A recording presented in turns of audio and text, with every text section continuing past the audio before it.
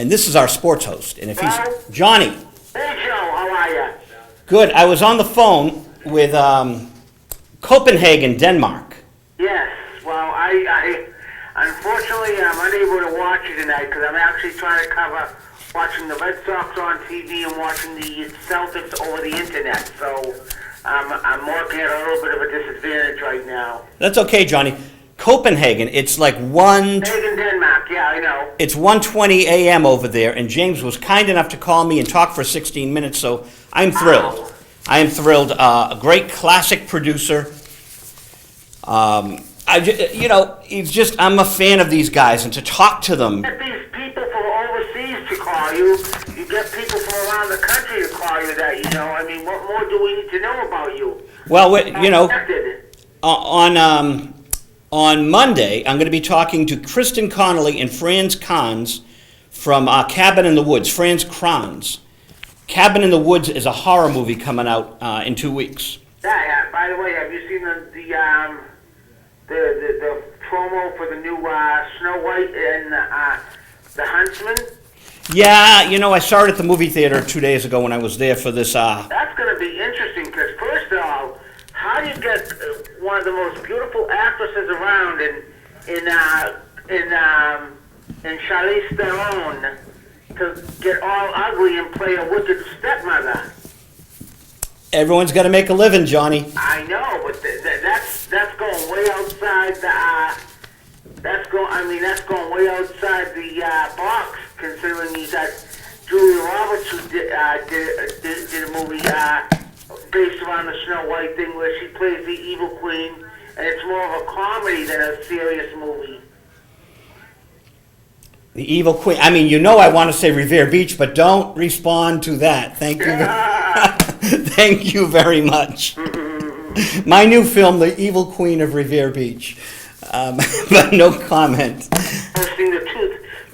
No, now. Let's, okay, I've had a busy week, Johnny. Saturday night, I was over at 95.9 radio.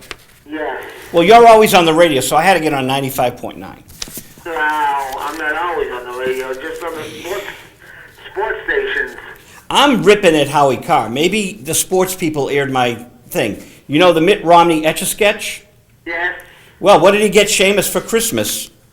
I don't know. Fetch a sketch. Oh, okay. I left it on the Howie Carr Chump line. I left it on the, Well, I guess that's been getting a lot of airplay nationally because they had a story on it the other day on all the national newscasts, and it's basically it's making the rounds, and it's making whoever came up with that look like a chump.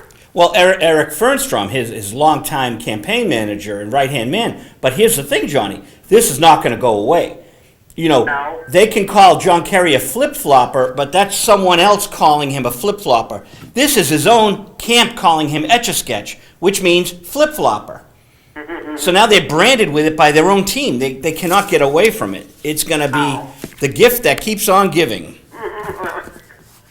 We have people walking through the studio taking a tour. I'm waving to them. You're listening, guests, you're listening to the famous John from Medford on our airwaves tonight. Well, I'm watching. I can tell you right now, the Sox and Yankees are playing, and it's 4-0 Yankees. That's not good. Well, it's spring training. I mean, the games. Listen, you already beat them once in spring training, 1-0. So this is the last time you're going to see them until the second week of April when they come here for the anniversary week of Fenway Park. When's opening day? April what? April 5th on the road, and the following week, as a matter of fact, I got my Red Sox schedule right here. I can tell you if you can just hold on for 1 sec. And the Celtics are up right now 18-15 over the Milwaukee Bucks. 18-15. Well, that's early in the game. Yeah, well, I mean, both teams started off hot. I had a 2.5-hour meeting, Johnny, with Comcast Open Voice the other day. Yeah, you told me that. We're going to have John Byers' own channel, Sports Talk with Johnny Byers on Comcast Open Voice. So, Okay, the way it's going to work, the Red Sox are going to play a 3-game series in Detroit, a 3-game series in Toronto, and come home and play a Tampa Bay for 4 games, including the Patriots Day 11 a.m. game, Texas for 2 games, and then the Yankees the 20th, 21st, and 22nd, which are going to be 3 nationally televised games, including the 20th, which is the official 100th anniversary of Fenway Park, and that's going to be something to behold because both teams are going to be wearing uniforms from the 1912 season. Now, when you say the official, is it really, it started on that day? Fenway Park opened on April 20th, 1912. The only reason why people do not talk about it that much is something more momentous happened on that day. You were born. No, my Titanic sunk. Oh, really? Yes. So they're both having their anniversary. Oh, no wonder James Cameron put it out in 3D. Correct. Okay, now it all makes sense. I'm thinking, this movie has been seen and re-seen. I don't want to sit through it, and Leonardo DiCaprio just does not do it for me, But I mean, that's the reason why. It's the 100th anniversary of both those instances. And I know we've talked about my father on occasion, but just to give you an idea, my grandfather, my father's father, was also born in 1912. So if he's been not with us for about 2.5 years now. If he had been around, he would have celebrated his 100th birthday in August, a couple of months after the 100th anniversary of Fenway Park. But he would have been right in realm to be part of the celebration because one of the things that the people at Fenway are doing is they've been doing a search for the last year or so for people that were born or around in 1912 when Fenway Park opened, and they're going to have all people that have been there around for 100 years at Fenway Park as their special guests.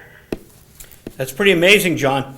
Hey, Johnny, since you're going to have your own channel, we should be more defined and prepared on what we're going to talk about with sports. Yeah. So, basically, my definition is talking about sports is basically that I don't want to get into any arguments. I want to have two-way conversation with people. I will have guests on to go with the time of the season, and on occasion I will do special theme shows. For instance, one of the things I had been working on with the access station down here before the unfortunate incident happened was I had been working on bringing Larry Lucchino, Bob Kraft, and Whit Grousbeck into the studio to do a 2-hour show. And unfortunately, because of the unfortunate incident that happened up here, they backed out because it just wouldn't look good for them. well, the interesting thing about that incident is one of the city councilors pulled me aside and said, the station lied to me about that show. And what Johnny's discussing is a pornography show that ran at 8 o'clock. Now, we run a nice family program here. It's 8:26, but a station in the next town over was broadcasting just pure filth. It had no redeeming value. It was basically what they tried to do was they tried to pull a fast one on the city council. And not only the city council, but Fox 25 and Channel 4. And they basically lied to the council. But me being the person that I am, I called up all the media outlets and I notified all the city councils regarding the fact that they had lied and told a lie that wasn't. They were claiming that it was a member show, but it really wasn't. It was produced, directed, and hosted by the staff and management of the public access station. Now I'm going to tell you a little secret I haven't told anyone. Are you ready?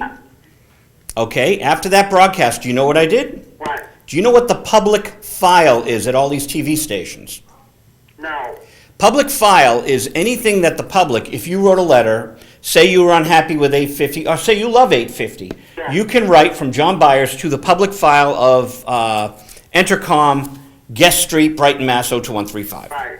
And it goes on the public file. They have to hold it for the FCC. Well, I sent a thick packet of information that the TV station had self-produced the pornography, So all the people they went to, and the station manager was sending me nasty emails saying, I got on TV, you didn't. John, I didn't want to be on TV with that. If anyone saw me, I was distancing myself from the TV cameras. Well, that's what cost me, because one of the people that I had on one of my shows was Damon Amendola from 98.5, and I was expecting to have him on again. But like I say, when that filthy show happened, what ended up happening was even he backed out because, of course, the company that owns WBZ TV and WBZ Radio also owns 98.5, so his bosses asked him not to appear on the show again, and I understood. I mean... Yeah, but, he's been in touch, and he said we could tape him when he's in Woburn. Does he still do that? Yeah, during the football season. All right, so, we'll catch him this football season.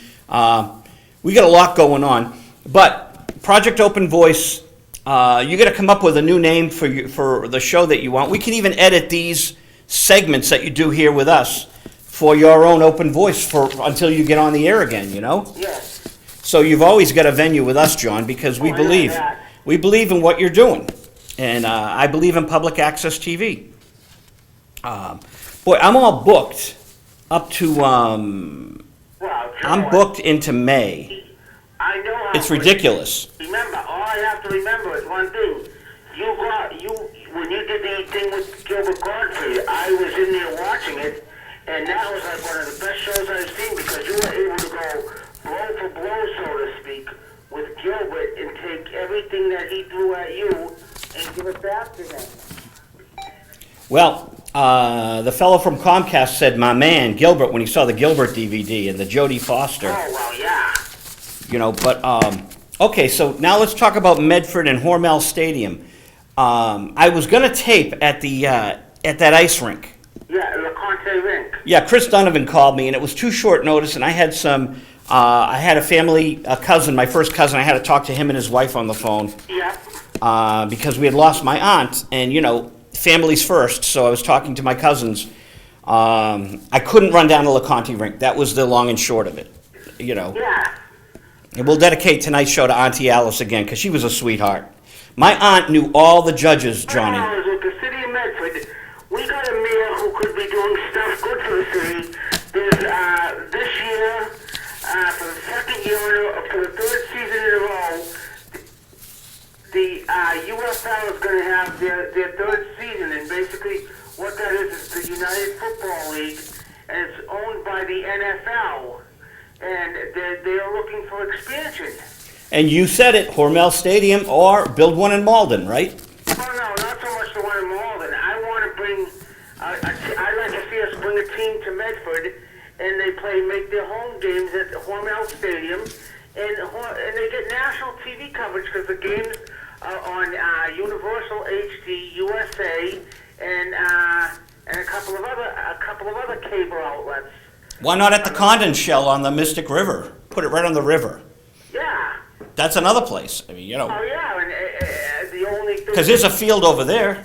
What? There's a field across from the Condon Shell. There's when you're going up to Boston Ave, there's a nice ballpark. I know that field, but I would think where the Hormel Stadium is a dual-purpose stadium, you have the football field around the track. It's easier to work with because they have they can put all the cameras up and do the filming of the game. There's a lot they could do, and the mayor has spent so much money on Hormel Field, and sure, we got a great track now that isn't a roller coaster, right? It's now a nice smooth track to run on. Yes. And so it's a shame. It's a crying shame that while other cities have nightlife in the city, have all sorts of good things going on for them, the city of Medford is still in the 20th century. now we had a great city council meeting the other night, 3 hours. I spent 2 hours there and I left. That's 4 hours. Was it 4 hours? Amazing. Over at 10:47. And I went up and I invited people. I said, you want to be on Project Open Voice? I'm not taking any sides here. All sides are welcome on my show. And that's a big one, the Brooks Estate, which must touch on Winchester, doesn't it? I have no idea. Have you ever been up there to the carriage house? I never Well, Tom Lincoln lives up there. I mean, he's got the slaves' quarters, which is on right near your house. Yes.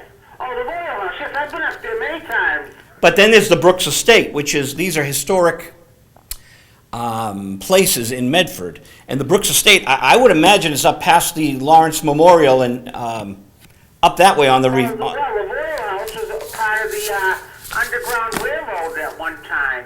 Oh, I did not know that. Yes. The Underground Railroad actually passed through Medford. I've been in that house, in and out of that house over the years on tours that I could virtually do the tour, and they wouldn't have to pay me for taking people on the tour because I know every part of that house. Pretty amazing. Pretty intense, Johnny. Well, because at one point I used to live around the corner from the Royal House, so it was like I would go in at least 2-3 times a year, and I would just take the tour, not really paying attention to the person that was giving the tour because I knew I had been in and out of the house so many times that I knew every part of the Royal House. Pretty impressive. What is the, give me an update on the basketball. I'll tell you in a minute. Matter of fact, I'm going to do that right now. Johnny's looking online. Yeah, And, actually, I can tell you the Red Sox are up in the fifth inning, and it's 4-0 Yankees. Now let me go over to my computer here, And for you people out there, today is the 22nd of March. It's Thursday evening at 8:34. 30-27 with 54 seconds left in the first quarter. What's the score? 30-27 with 54 seconds left in the first quarter. Celtics still up? Yeah, by 3. Well, that's tightened up a bit. Oh yeah. That's tightened up a bit. Where are they playing? They're in Milwaukee, but here's the thing: for all we know, because there's a time lag between between how much time is really left and what comes over the computer. It could be now as I just talking to you, the score just changed. It's now 33-29 with 20 seconds left in the first quarter. So they got another point on them. Well, actually, they got a couple of more points. They got 2. It's like a 4-point lead now, maybe more. Well, they hit a 3-pointer, and Milwaukee came back and hit a 2. So it's basically that's the difference. But that's the lag. Now again, as I'm speaking, the clock just went to 10 seconds, and it's 35-29 in Celtics. So see, as I'm talking, things are happening, but because I'm not watching it on TV and watching it over the internet, they could be up by a couple of extra more points than what I'm seeing over the computer. Now, I got errands to run tomorrow, but I'm going to try to edit this right away, and I'll get it over to Project Open Voice, and I'm going to hook you up with him, Johnny, so that you can have your own channel. Okay. And these segments we will put together. We'll plan them out, too. I'm so busy in the next few weeks. Next week, I got a burlesque act in here, the Boston Baby Dolls. Oh, Jesus. Yeah, well, I don't know what they're about, but they asked to be on my show about 4 years ago. And I've got an open door policy. Burlesque was before, Burlesque was like in the 20s, I would think. Yeah. That's what George Byers, the Gracie Allen, and all those people got started. Yeah, Gypsy Rose Lee, right? Yep. April 5th, we've got Rebecca Davis, the author of Alan Wilson of Canned Heat. Now, Al Wilson lived in Arlington. Wow. So he was in Canned Heat. He died 2 weeks before Jimi Hendrix, 4 weeks before Janis Joplin, the 3 rock stars that died at 27. So we're going to have his biographer on. Nice. Then the 12th, we got Na Na Hey Hey, Kiss 'Em Goodbye, comes right up to the studio. And April 19th, a good friend of yours, State Rep Paul Donato. Mr. Donato, I might give a call and we can talk a little politics with him. Yes, we will, but we're going to keep it to a couple of minutes if you don't mind. Oh, no problem. I can understand that. You're going to have Paul and you want to get as much covered as possible on the time you have him for. Now, audience, on April 12th and April 20 something or other, April 26th, we will not be live.